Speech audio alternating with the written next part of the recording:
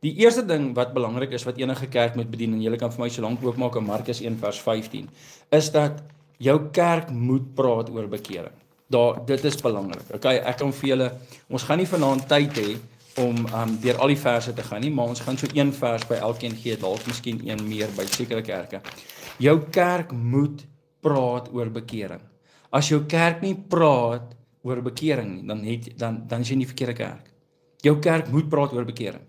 Dit is die belangrikste werk wat ons as kinders van God het, om die evangelie te gaan verkondig en mense moet bekeer. Nou, obviously, as ek praat van bekering, dan weet ons bekering is deel van die wedergeboorteproses, okay? So Markus 1 vers 15 sien ons die volgende. Die tyd is vervul en die koninkryk van God het naby gekom, bekeer julle en glo die evangelie. So hierdie is vir ons baie belangrik, okay?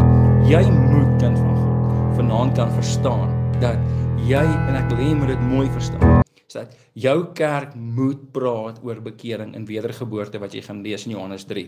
Daar moet bekering en wedergeboorte wees, en ek wil eintlik die twee net hier so saam sit, want dit is eintlik, dit loop hand aan hand. So dit moet wedergeboorte, en ek het dit nou nie ingeskryf nie, so sit vir my Johannes 3 daarby, okay, waar koning Jesus met Nikodemus gepraat. As jy nie weergebore word nie, kan jy die koninkryk van God nie beerwe nie. So jou kerk moet dit vir jou sê. Jou kerk moet vir jou leer dat jy kan, almal is welkom in die huis van die Here, ons gaan nou daarna kyk, maar daar moet 'n verandering en 'n transformasie in jou lewe plaasvind. Die kerk wat nie eens dit kan doen nie, is die verkeerde kerk vir jou.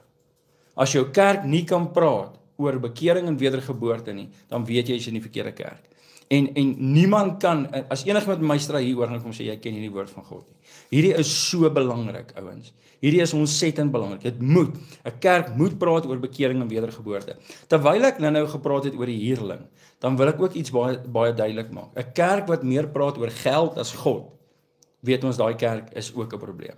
'n Kerk wat meer met jou praat oor geld as met God, as oor God, weet jy dat dit is iets wat 'n groot probleem is. 'n groot probleem is. So kom ons gaan kyk in Johannes 2 vers 15, lees ons die volgende. So ek wil hê dat ons by die topic bly, ouens. Onthou dis 'n selgroep, so ons praat oor 'n sekere topic vanaand. So kom ons bly by die topic. Johannes 2 vers 15 sê dat koning Jesus het die volgende doen. En hy het 'n sweep van touwtjies gemaak en almal uit die tempel uitgedrywe. Ook die skape en die beeste en die klein geld van die wisselaars het hy uitgegooi en hulle tafels omgekeer. Almal ken die storie. Die waarheid wat koning Jesus hier gedoen het. Hy het touwtjies gevat en het gevleg en hy het 'n sweep gemaak. Nou ek het hierdie al gesê, maar ek wil hê jy moet net gou vir 'n oomblik verstaan. Dit vat nie 5 minute om hierdie sweep te vleg nie.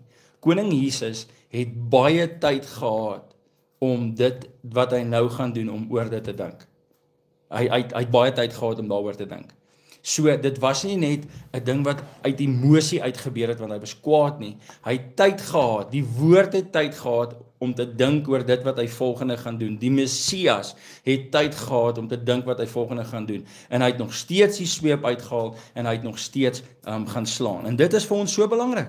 Okay, dis vir ons belangrik om hierdie te weet. So as jy in 'n kerkdiens sit en jy sit daar, en die eerste halwe uur van die kerk is hulle besig om jou te ooreed om meer tiende te betaal, dan weet jy ek's in die verkeerde kerk.